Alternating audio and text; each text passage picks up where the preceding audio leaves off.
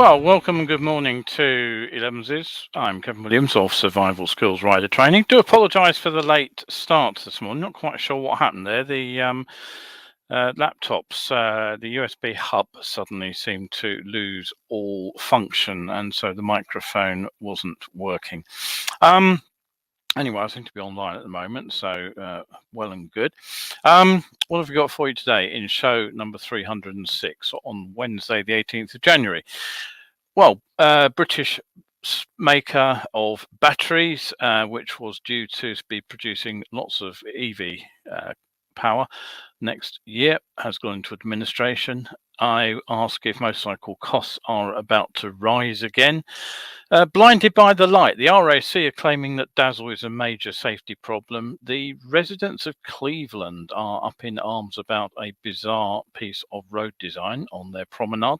A Canadian woman has rather equally bizarrely sued the bar for serving her alcohol after she crashed into a building and caused a gas explosion.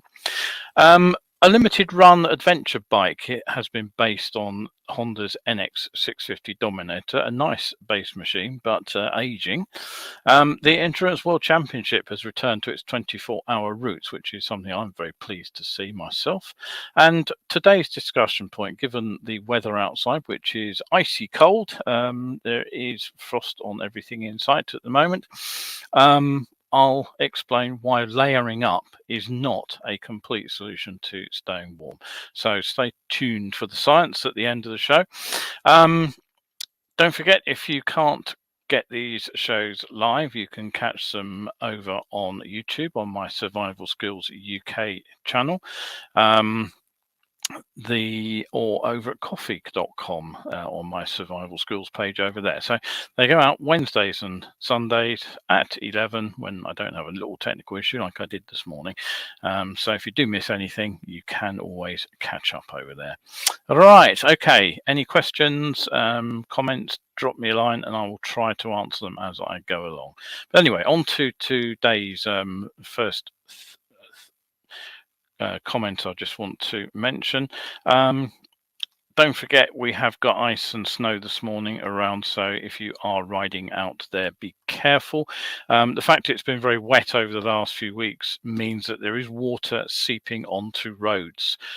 Even here in London, there have been some crashes on big icy patches, so be very cautious indeed out there if you are riding today. And if you are in the mood for one of my online talk events, the next two events in the series, here they are. That's the wrong picture. Let's just try and get that one into the stream. There we go. February's live event is going to be the Science of Being Seen. It's going to be in the in-depth talk, and this one is about day riding lights, latest research, and whether or not they are effective and what we could possibly do to make them more effective. That's Wednesday, the 1st of February, 8 p.m. And then in March, I'll be coming back to the science of riding itself, sports psychology, and I'll be looking at how we can use sports psychology to prepare for riding, and that'll be Wednesday the 11th of January. That's not correct. That's Wednesday the 1st of March. I don't know why it says 11th of January there. Forget that. 8 p.m. Right. All of those talks are available on my Tiny HQ site. Book up over there. And the link for that is here, should you wish to go and sign up for it. Got a few people already signed up, so that's good news. Right, okay, on with the rest of the news then.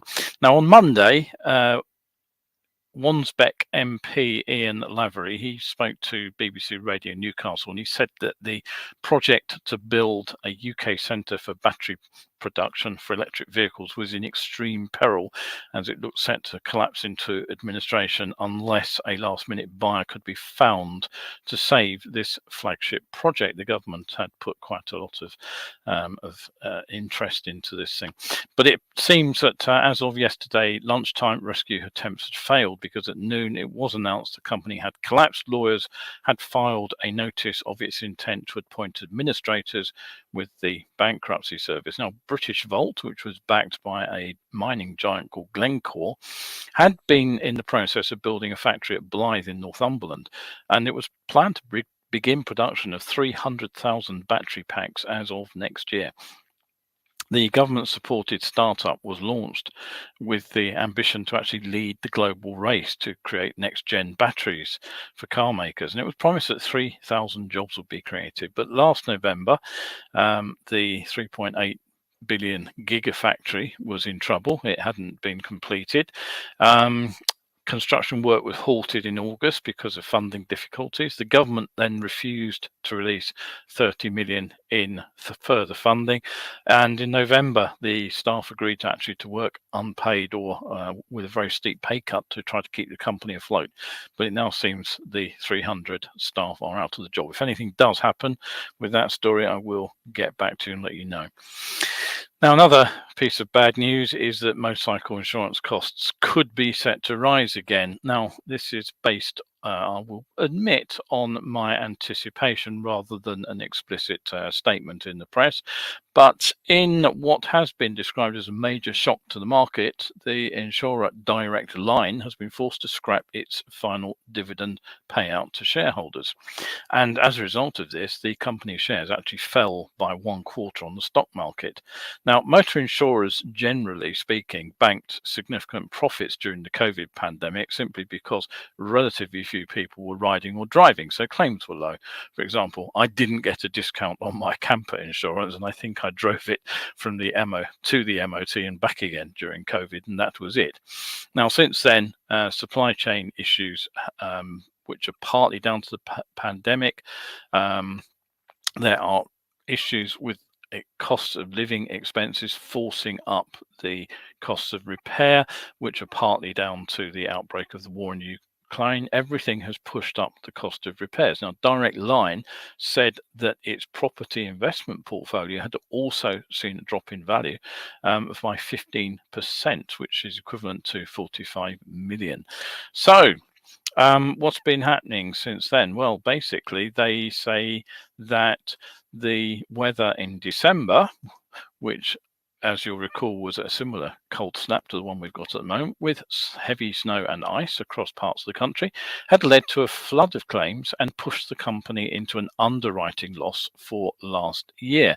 Now, the insurer actually told investors it now expects that the total weather claims to be around 140 million for the year, which was almost double the amount they seem to have budgeted for. So in a statement, Chief Executive Penny James talked about the need to, what she said is, restore balance sheet resilience and dividend capacity as a priority, consistent with our track record of delivering returns for shareholders. Well, balance sheet resilience presumably means going back into profit, and dividend capacity presumably means being able to pass on some of our hard-earned cash, which we pay over in premiums, to the shareholders to keep the stock market happy. And how they're going to do that? Well, given that they can't really adjust the number of claims that they accept, I suspect very much it will mean that premiums will have to go up. Terry's looked in. Good morning, Terry. Nice to see you. And Kevin's also here. He says, sunny outside, not a patch of icy, not a fan of icy patches or crumbling surfaces or potholes masquerading as puddles. No, absolutely agree with all of that. Now, another country where the weather gets pretty cold is Canada, of course. But if a driver drinks and then crashes a car into a house, which then causes a gas leak, which subsequently results in a huge explosion, who would you think is responsible? I'm sure most people would say the driver. Yet, a Canadian woman convicted of impaired driving in a 2019 crash is now suing the food and beverage company that actually served her the alcohol in the first place. So this is Daniela Lice. She's 26. She hit the headlines when she crashed her car into a house. The gas explosion that resulted caused damage estimated between 9 and 13 million pounds. So hardly an inconsequential gas leak. She pleaded guilty to 4 counts of impaired driving. She was sentenced to 3 years in prison in 2021, but now she's filed a lawsuit against Ovations Ontario Food Services, alleging that the company shares some of the liability for the civil lawsuits filed by victims of the blast against her and her father over the explosion. You couldn't make this up, really, could you? You can't really make this one up either. Stories about a bizarre new traffic calming scheme in Cleveland have hit the social media and have been doing the rounds. What am I talking about? Well, have a look at this particular photograph and you'll see what I mean. Now, I first spotted what have been described as Britain's most bonkers road markings at the weekend, but the new wiggly white lines painted on the promenade in the seaside town have caused protests from locals. Now, some originally thought the squiggly white line there was actually an error, until North Somerset Council responded by saying the lines are part of an intentional design. Others believe that these lines, which are part of a traffic calming scheme, have simply made the council into a laughing stock. Now, the markings were added as part of a plan to introduce a new beachfront cycle path along the seafront road. You can see the cycleway on the right of the photograph there. Now, the road scheme has seen a 400-metre section of the road segmented off to remove cyclists themselves from riding along the promenade itself. So the new cycleway is due to form part of what's called a peer-to-peer link, which will link Weston-super-Mare and Clevedon. Now, the lines here are said to be a design feature to make the road appear narrower and to cut down unwanted parking. The road next to it has also been made one way, and to quote a council spokesman, to reduce the potential abuse of parking at these locations. And what they're saying is that the zone adjacent is the sailing club entrance and it needs to be kept clear. The wavy line is, quote, claimed, quote, help make the road feel narrower, which is a technique used to slow traffic speeds, as well as, quote, increasing uncertainty to the driver, which the spokesman said, quote, is proven to help reduce unwanted parking. Right, okay, well, I can't honestly say that I believe that uncertainty in drivers is a good thing. If drivers are uncertain, sure, they're more likely to make poor decisions, and lines are there for guidance, not for other purposes. Now, not surprisingly, a motorcyclist was very quick to protest as well, pointing out the issues of adding white paint markings and the problems for riders on those when they're wet. Now, as far as I can work out, the vehicles that we can see there in the picture, I'll just bring it back up again, are actually parked in a parking bay here. The dotted line is down the outside of those vehicles, so it appears that the traffic comes down this section sort of alongside the pavement, and then you have the parking cars alongside the what it would have been the middle of the road, alongside the cycleway, which is over here on the far right. Anyway, because the locals are so upset with this, they actually held a conga where they danced along the lines to produce publicity. North Somerset MP Liam Fox described it as a shambles, and a petition against the changes has collected more than 6,000 signatures. So what did it look like? Well, here is a picture from roughly the same place of how the layout used to be. So you can see the conventional system there of cars parked next to the pavement. It appears there was a cycle lane on the pavement, so it was shared with pedestrians, and it was a 2-lane road. So, okay, that's what it was. The spokesperson for Save Our Seafront, Kathy Hawkins, said causing confusion to drivers is never a good idea. We're against the changes for many reasons. Want the seafront to be put back how it was. Primarily concerned about safety issues, loss of parking, and the effect of local businesses in the area who are 100% against the scheme. So maybe the zone is a big crash risk. But Ms Hawkins said, we received safety information from North Somerset that shows in the last 5 years there have been only 2 personal injury accidents in the whole scheme area. So it doesn't really seem that there is a safety background to that one. And what they have said is that they really basically want North Somerset Council to talk to them and listen to what they say. The seafront looks like Mr. Blobbyland, and it's dangerous for cyclists, motorists, and pedestrians. That's meant we have had to take this direct action, and we have more action planned. So there we go. That's a weird story. Now, okay, Terry has something to say. The Canadian lady's legal claim on the brewery. You'll remember she had a beer or too many and crashed into a house and caused a gas explosion. Yes, okay. I think comparing it with the situation after the war in World War II, Terry, is stretching things a little. There are many of these legal cases in the US where people sort of sue for, I'm not sure what, there's probably a technical term for it, but basically sort of they blame somebody else for their own issues. Anyway, Kevin says waste of money. Yes, to create increased risk. Yeah, I tend to agree with that one.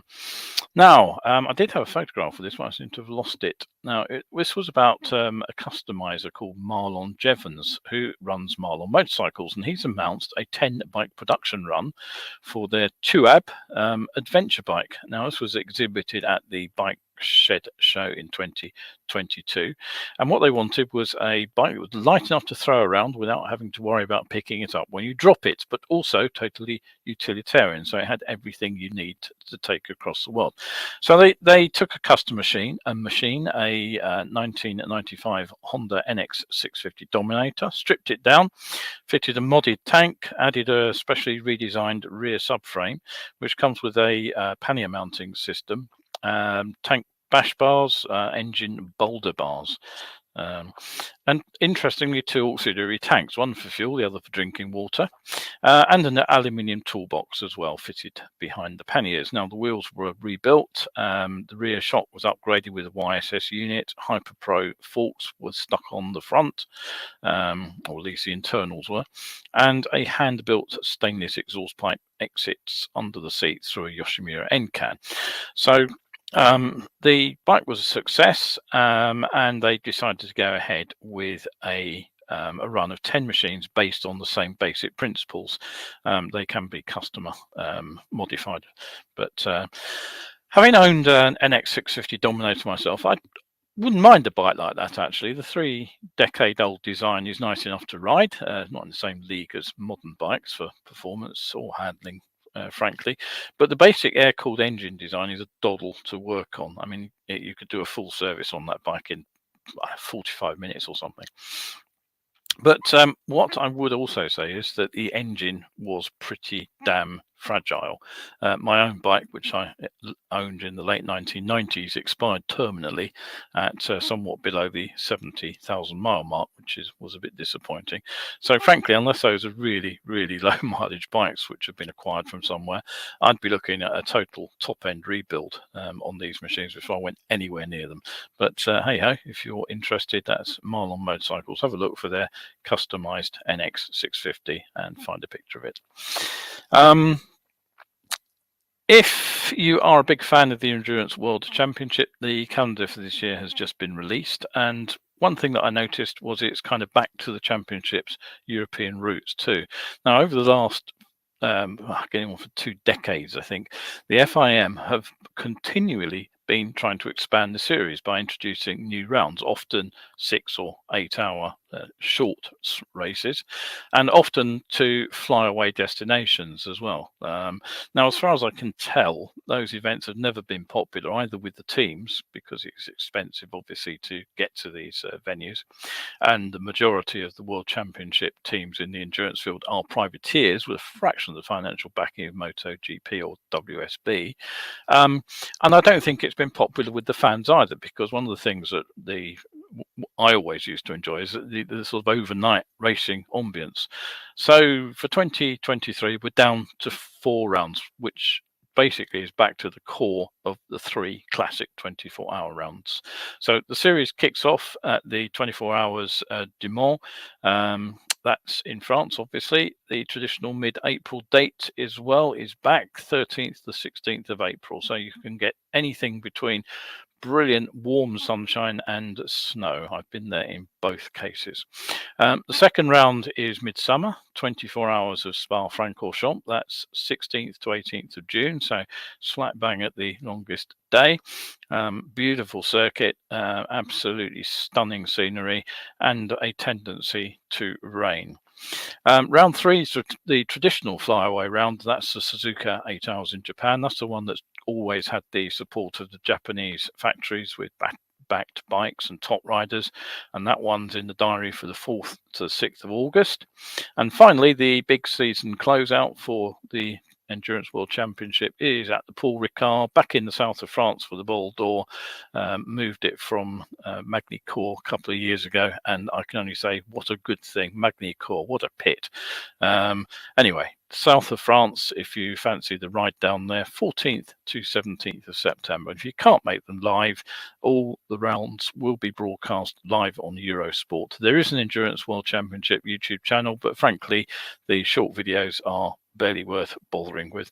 I think Eurosport's $5.99 at the moment per month, so hardly about to break the bank if you want 24-hour racing. Right, okay, so as you probably noticed, it's pretty chilly out there at the moment, so I'm going to move on to today's discussion point, just to round off the show. And this is about why layering up is not a complete solution. Now, it's mid-January, it's pretty much the coldest time of the year in the Northern Hemisphere, and right on cue, we have a second cold snap that's not going away for at least a few days. It looks set to extend the far side of the weekend. So not surprisingly, I've seen several riding blogs with writers talking about ways to stay warm on the bike. Now, equally surprisingly, at least 2 of them were telling the reader that the key to staying warm was to wear layers. And even less surprisingly, both of those articles seem to be linked to a specific product, which the writer said, of course, was better than the competition at keeping us warm whilst riding a bike. Now, when I read things like that, I always find it difficult not to go back to my science roots to think about those claims. And what I would say is that nothing in the 2 articles was, strictly speaking, untrue. The sort of thing that both of them talked about was the need to wick away moisture from the body. Now, I'm sure we all know that there are sweat glands in the skin and they release fluids which then evaporate, and that's what cools us down on hot sunny days. Now, sweating is most commonly associated with being hot or physically active, but if we keep our body temperature up, we will sweat even if the weather outside our clothing is cold. And of course, something of relevance on a bike is that if we're stressed or nervous, we tend to sweat rather more. So once moisture gets into clothing, then it carries heat away from the body very effectively. Think about the consequences of putting on a damp shirt, for example. You feel very cool very quickly. So wicking layers help prevent this by moving sweat and moisture away from the skin, and that basically keeps the skin and the inner layer of clothing dry, and that makes us feel warmer. Now, what happens on a really hot day, such as last summer's heat wave? Well, now the environmental temperature may equal or even exceed the body's temperature. So not surprisingly, rather than get cold, the big issue is staying cool. Now, okay, so far that should be all fairly obvious, but what happens if the air, as it usually is colder than our bodies? Now, if the outside temperature is cooler, say 21 Celsius or 70 Fahrenheit, which is a nice, pleasant summer day, there is still a temperature gradient from our body, which is about 37 Celsius or 98 point something. So there is a temperature gradient from the higher temperature to the lower temperature, and heat will flow from hot to cold. So what effectively happens is heat flows from our body to the outside world. So as our bodies cool, we would warm the outside world around us. Now, unfortunately, of course, there is a lot more outside world than there is body. So if we stand around naked, our body will continue to chill until it is the same temperature as the air. The air would get warmer, but by such an infinitesimally small amount, you would never notice. Now, unfortunately, of course, there is a consequence to cooling to the same temperature as the air, and that is basically we would be dead.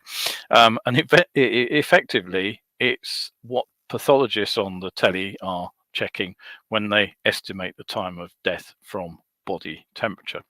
So something else to consider is that the colder it is, the quicker that dead body would cool down, because the colder the outside environment compared with our body temperature, the steeper the temperature gradient. And the steeper the temperature gradient, just like a ball runs down the steeper hill faster, we will lose heat more quickly from our body. So, okay, of course, we're not dead while we're riding a motorcycle. Well, hopefully not anyway. And the body is actually producing heat of its own.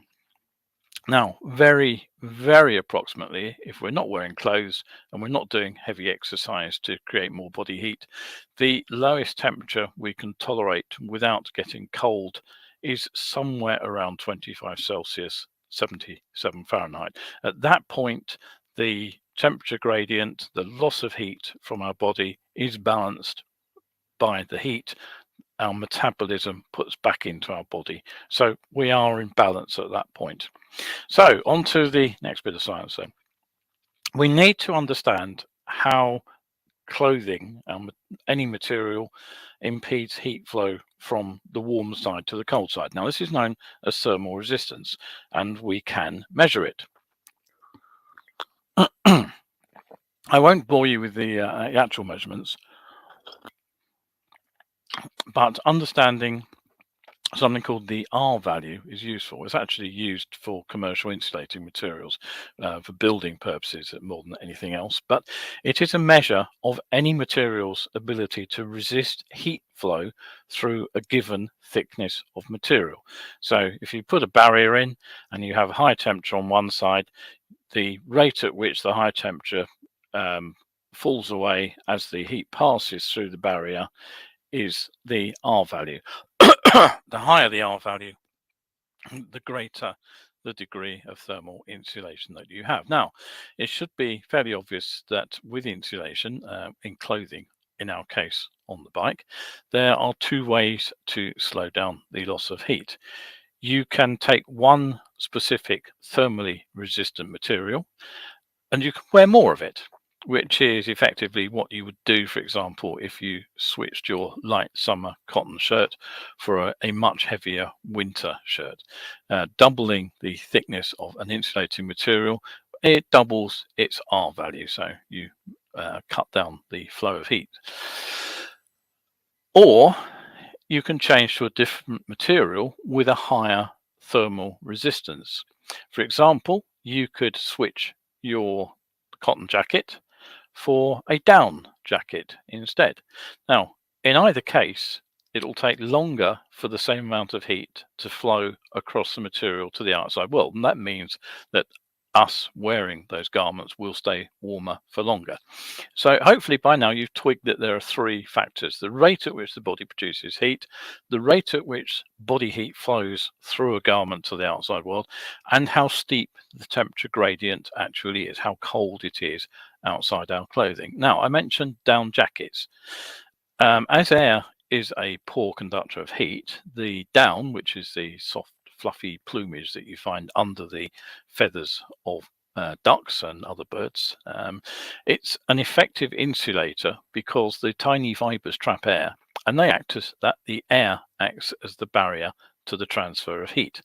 And the down is particularly effective. It works even when it's compressed, and this is why down jackets are actually very effective at keeping our bodies warm in cold temperatures. They work better than synthetic fibers. Another way of creating that air barrier is to use layering. Now, what you do now is you put on multiple layers of garments. I've got two shirts on at the moment, and there will be a layer of air trapped between those two layers of clothing, and so that also acts as a barrier to heat loss. Now, compared with a down jacket, which we either sort of basically put on or take off, the advantage of layering is that we can add and remove layers as we need to maintain a comfortable body temperature based on what the outside world is doing today. And we can also do things like use a specialist moisture wicking layer on the inside. So far, at least, it does seem that layering up is a winner. But there is a problem here, and this is the one that you never hear from anybody who talks about thermal clothing. There is no such thing as a 100% effective thermal insulation material. All materials have some level of thermal conductivity, meaning they will allow some level of heat transfer. Remember that R value I talked about, the measure of the material's ability to resist heat flow. Now, if the rate at which our body produces heat cannot match the rate of heat loss to the environment, we will get progressively colder the longer we are exposed to cold air at any given level of insulation. Now, that may not matter on a short ride. You may find that you can layer up enough so that you won't chill to, and you won't actually notice the problem, but you have still lost a little bit of body heat. So what happens next, of course, is that when you take a longer ride, then the kit that was keeping you warm on, say, a 30-minute commute to work suddenly doesn't cut the mustard. So what do you do now? Do you add more layers? Well, you could, and indeed that's what I've done in the past. I've ended up looking like the Michelin Man.